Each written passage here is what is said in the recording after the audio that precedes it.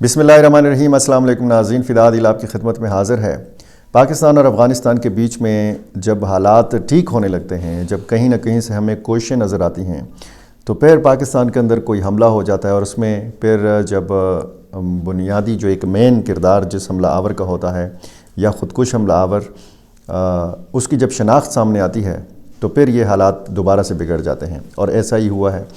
बाजौड़ में जो हमला किया गया पिछले दिनों, उसमें 11 पाकिस्तानी सिक्योरिटी एहलकार शहीद हो गए थे। उसमें आम लोगों को भी जानी नुकसान पहुंचा था। एक कमसिन बच्ची भी उसमें शहीद हो गई थी। तो उस ख़ुदकुश हमला आवर की शनाख्त के हवाले से पाकिस्तानी जो सिक्योरिटी ज़राए हैं उन्होंने बताया है कि ये शख्स जो है ख़ुदकुश हमला आवर, इसने तरबियत अफ़गानिस्तान से हासिल की। ये अफ़गानिस्तान से इसका ताल्लुक़ बताया गया है। मैं इसकी डिटेल भी आपके सामने रखूं जो सिक्योरिटी ज़राए ने बताया है।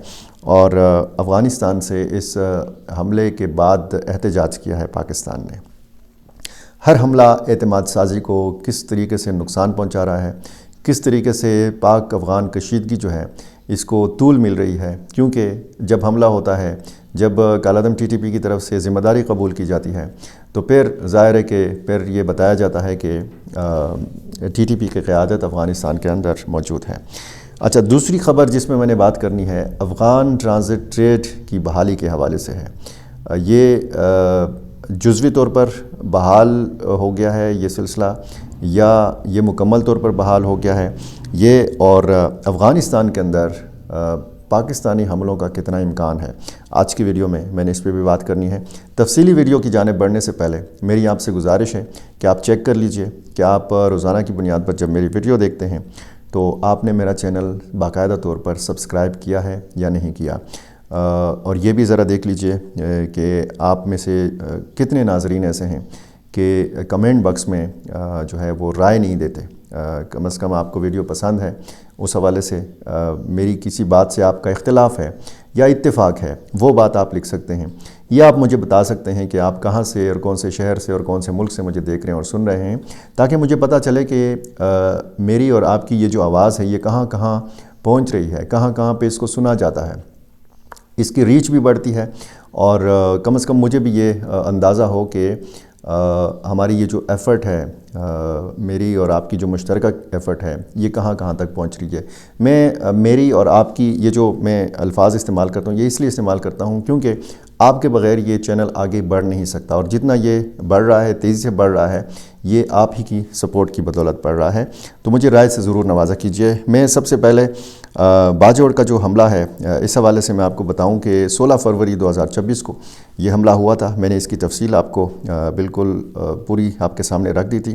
पाकिस्तानी वज़ारत ख़ारजा का कहना है कि इस्लामाबाद में अफ़गान सफारत खाने के नाज़िम उल उमूर को तलब करके 16 फरवरी 2026 को बाजौड़ में पेश आने वाले हमले के हवाले से अफ़गान अबूरी हुकूमत को सख्त एहतजाजी मरासला डिमार्च पहुँचाया गया है। ये जुमेरात को एक बयान जारी किया वज़ारत ख़ारजा ने, जिसमें कहा गया कि इस दहशतगर्द हमले के नतीजे में 11 पाकिस्तानी फ़ौजी जवान शहीद हुए। तर्जुमान दफ्तर ख़ारजा ताहिर अंदराबी के बयान के मुताबिक पाकिस्तान ने बाजौड़ में पाकिस्तान की मुसल्लह अफ़वाज और कानून नाफिज करने वाले इदारों की चौकी पर गाड़ी में नस्ब ख़ुदकुश बम हमले, जिसके बाद मुसल्लह फायरिंग की कार्रवाई भी की गई, शदीद तरीन अल्फाज में मज़म्मत की। ये हमला टीटीपी की जानिब से किया गया। बयान में मज़ीद कहा गया कि वज़ारत ख़ारजा ने इस अमर पर गहरी तशवीश का इज़हार किया है कि टीटीपी की क़यादत अफ़गानिस्तान में मौजूद है। अफ़गान सरज़मीन से बिला रोक ये सरगर्म अमल है। ये तंजीम इस अमर का इआदा किया गया कि पाकिस्तान को अफ़गान अबूरी हुकूमत की जानिब से मुतअद्दिद मौक़े पर यकीन दहानियाँ मौसूल हुईं, ताहम इनके बावजूद कोई नुमायाँ, ठोस और काबिल तस्दीक इक़दाम सामने नहीं आया। बयान के मुताबिक अफ़गान अबूरी हुकूमत को वाज़ेह तौर पर आगाह किया गया कि वो अपनी सरज़मीन से सरगर्म तमाम दहशतगर्द ग्रुपों बशमूल उनकी क़यादत के ख़िलाफ़ फ़ौरी, मौसर, ठोस और काबिल तस्दीक इक़दामात यकीनी बनाएँ। मज़ीद बरा अफ़गान अबूरी हुकूमत को दो टोक अल्फाज में मुत्तला किया गया कि पाकिस्तान अपने फ़ौजियों, शहरियों और इलाकाई सालमियत के तहफ़्फ़ुज़ को यकीनी बनाने के लिए टीटीपी बाकी तंजीमों से वाबस्ता जितने भी अनासिर हैं उनके सहूलतकारों के ख़िलाफ़ जहाँ कहीं भी वो मौजूद हों कार्रवाई करने का हक़ महफूज रखता है। جہاں کہیں بھی وہ موجود ہوں پاکستان کارروائی کرنے کا حق محفوظ رکھتا ہے۔ یہ واضح اشارہ ہے اس بات کا، جس طریقے سے وزیر دفاع خواجہ آصف نے کہا تھا کہ رمضان المبارک سے پہلے افغانستان کے اندر کارروائی ہو سکتی ہے۔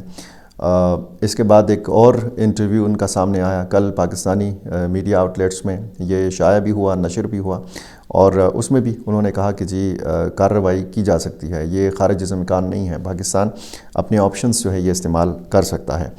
اب جو باجوڑ کا حملہ ہے اس کے حوالے سے یہ بتایا گیا ہے کہ یہ جو حملہ آور تھا اس کی باقاعدہ شناخت ہو گئی ہے، یہ بتایا گیا ہے، اور اس کی تصویر بھی سامنے آئی ہے۔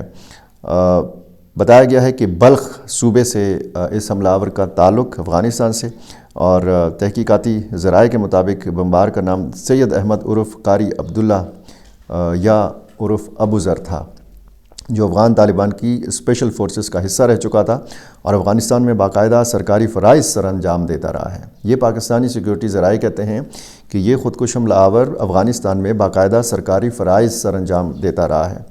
باجوڑ کے علاقے ملنگی میں قائم سیکیورٹی چیک پوسٹ پر ہونے والے اس دھماکے میں 11 سیکیورٹی اہلکار 2 عام شہری جان کی بازی ہار گئے تھے، اور یہ بمبار جو ہے یہ بتایا گیا ہے کہ یہ غیر پشتون تھا، اور اس کے اہل خانہ میں چچا سید حاجی عبدالحمید اور کزن سید عبدالباسط شامل ہیں، جن کے گھر پر آج تعزیتی تقریب بھی منعقد کی گئی، یہ بھی بتایا گیا ہے ذرائع کی طرف سے۔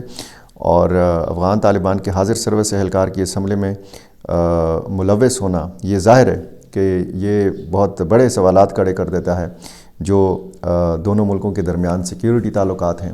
اس سے پہلے افغان شہریوں کے بارے میں بتایا جاتا تھا، یہ بتایا جاتا تھا کہ جی پاکستانی تنظیموں میں افغان شہری بھی بھرتی ہونے لگے ہیں اور وہ تشکیلات میں شامل ہونے لگے ہیں اور وہ حملے کرتے رہے ہیں۔ جب اس قسم کی پوری ایک تفصیل سامنے آتی ہے اور یہ بھی بتایا جاتا ہے کہ جی افغانستان کے اندر پھر تعزیتی تقریب اور پھر بہت سارے سوالات بھی اٹھتے ہیں کہ کیسے حاضر سروس لوگ جو ہیں یہ ان حملوں میں ملوث ہو رہے ہیں۔ یہ سیکیورٹی ذرائع کہتے ہیں۔ اب ظاہر ہے کہ پاکستان نے جو موقف اپنایا ہے اور جو بار بار یہ کہا جاتا ہے کہ جی شواہد بھی اور ثبوت بھی باقاعدہ افغان حکومت کے حوالے کیے جاتے ہیں، لیکن وہاں پہ ٹھوس کارروائی نہیں کی جاتی۔ جو دفتر خارجہ کا بیان ہے اور جس طریقے سے افغان ناظم الامور کے ساتھ جو ہے وہ ان کو ڈیمارچ کیا گیا ہے، احتجاجی مراسلہ پہنچایا گیا ہے، احتجاج کیا ہے پاکستان نے، تو اس سے پتہ لگتا ہے کہ اعتماد سازی جو ہے اس کو نقصان پہنچا ہے، اور ہر حملہ اعتماد سازی پر ایک بڑا وار سمجھا جانے لگا ہے۔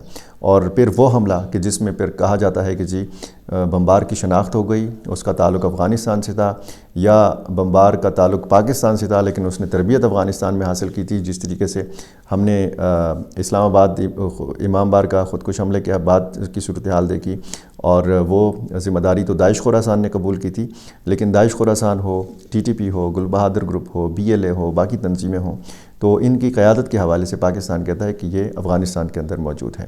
اب یہ وہ چیلنج ہے جو افغان طالبان کو بھی درپیش ہے۔ ظاہر ہے کہ جب اس قسم کا واقعہ ہوتا ہے تو افغان طالبان کا جو سسٹم ہے وہ اتنا کمزور ہے، بارڈر مینجمنٹ ان کی اتنی کمزور ہے کہ جس طریقے سے پاکستانی چوکیاں ہیں، سرحدی چوکیاں ہیں، جس طریقے سے حفاظت کی جائے، جس طریقے سے مسلسل نگرانی ہوتی ہے، جس طریقے سے تشکیلات کو روکا جاتا ہے، یہ بارڈر مینجمنٹ جو ہے یہ افغان سائڈ سے نظر نہیں آتی۔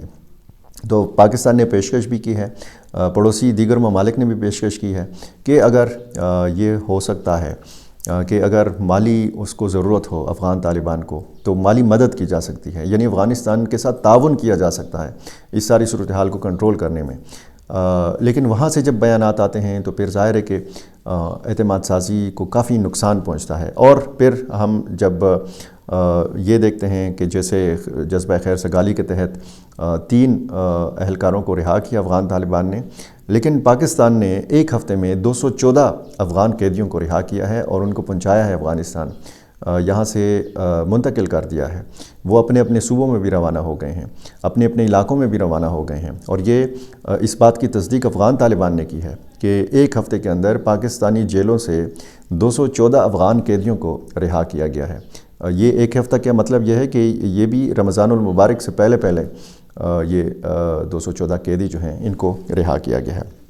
بہرحال ایک دوسری خبر جو ہے یہ پاکستان کے federal board of revenue FBR نے افغان ٹرانزٹ ٹریڈ کی ان کنٹینرز کو دوبارہ برآمد کرنے کی اجازت دے دی ہے جو رکے ہوئے تھے۔ اس کی خبر کی تفصیل یہ ہے کہ وفاقی ادارے کی افغان حکومت کی طرف سے ریکویسٹ پر یہ حکم جو ہے یہ دیا گیا ہے، احکامات جاری کیے گئے ہیں۔ یہ کنٹینرز جو کئی ماہ سے چمن اور کوئٹہ میں پھنسے ہوئے تھے تاکہ انہیں کراچی پورٹ اور پورٹ قاسم منتقل کیا جا سکے، یہ کیبس اس وقت روک دی گئی تھی جب 11 اور 12 اکتوبر کی درمیانی شب کشیدگی بڑھی، افغان فورسز نے پاکستان کے اوپر حملہ کیا اور پھر پاکستان اور افغانستان کے بیچ میں جو سرحدی گزرگاہیں ہیں، جو انٹری پوائنٹس ہیں، ان کو بند کر دیا گیا تھا۔ 4 مہینے اور 1 ہفتہ سے زیادہ تقریباً ہو گیا ہے، 4 مہینے اور 1 ہفتہ کہ یہ سرحد بند ہے، تجارت بند ہے۔ اب افغان ٹرانزٹ ٹریڈ کی معطلی کے نتیجے میں ظاہر ہے کہ ہزاروں کنٹینرز جو ہیں وہ رکے رہے، جس سے افغان تاجروں کو بھاری مالی نقصان بھی اٹھانا پڑا اور علاقائی تجارت بھی متاثر ہوئی۔ یہ فیصلہ یہ طویل تعطل کے بعد جو متاثرہ افغان کاروباری طبقہ ہے اس کے لیے ایک محدود ریلیف ہے، لیکن دونوں ملکوں کی جو معمول کی تجارت ہے وہ بحال نہیں ہوئی، وہ سٹل معطل ہے۔ اس حوالے سے سعودی عرب کوشش کر رہا ہے۔ سعودی عرب کا جو اعلیٰ سیکیورٹی وفد تھا وہ کابل میں تھا، پھر اسلام آباد میں تھا، ذرائع یہ کہتے ہیں ان کی ملاقاتیں ہوئی ہیں، انہی معاملات پہ بات چیت، افغان مہاجرین کے حوالے سے بات چیت، ان کو مہلت دلانے کے حوالے سے بات چیت یہ جاری ہے۔ چین کی کوشش ہے کہ کسی طریقے سے ان حالات کو نارمل کیا جائے۔ چین اور سعودی عرب، اور اس سے پہلے ہم نے دیکھا کہ قطر، متحدہ عرب امارات اور ترکی نے کوشش کی، ایران نے پیشکش کی، کوشش کی، روس بھی نہیں چاہتا کہ افغانستان کے طالبان جو ہیں ان کے پاکستان کے ساتھ جو ہیں تعلقات خراب ہوں، تو دوست ممالک نہیں چاہتے یہ کشیدگی، لیکن افغان طالبان پتہ نہیں ہے کہ وہ کیا سوچ رہے ہیں اور کیا چاہتے ہیں۔ بہرحال صورتحال جو ہے کافی اتار چڑھاؤ کا شکار ہے۔ امکان کتنا ہے افغانستان کے اندر حملوں کے حوالے سے؟ دفتر خارجہ کا بیان، پاکستان کے وزیر دفاع خواجہ آصف کا بیان، اور پھر اگر اسی طرح تواتر کے ساتھ یہ حملے ہوتے رہے تو پھر ظاہر ہے کہ پاکستان کے بارے میں بتایا جاتا ہے کہ اس نے افغانستان کے اندر اپنے ٹارگٹس جو ہیں وہ لاک کیے ہوئے ہیں، کسی بھی وقت یہ کارروائی بھی ہو سکتی ہے اور ساتھ ساتھ کوششیں بھی جاری ہیں۔ ہم جیسے صحافیوں کو پھر پتہ نہیں چلتا کہ صورتحال جا کس طرف رہی ہے۔ کبھی خوشگوار ہوا کے جھونکے آ رہے ہوتے ہیں، کبھی اچھی خبریں آ رہی ہوتی ہیں، کبھی اس طرح کی تشویشناک خبریں سامنے آ جاتی ہیں کہ جن سے اندازہ لگایا جا سکتا ہے کہ کشیدگی جو ہے یہ ابھی ختم نہیں ہوگی، یہ سلسلہ کافی عرصے تک چلتا رہے گا۔ میرا چینل ایک بار پھر آپ سے گزارش ہے، آپ نے سبسکرائب نہیں کیا، یہ کر لیجئے، مجھے اپنی رائے سے ضرور نوازا کیجیے۔ بہت شکریہ۔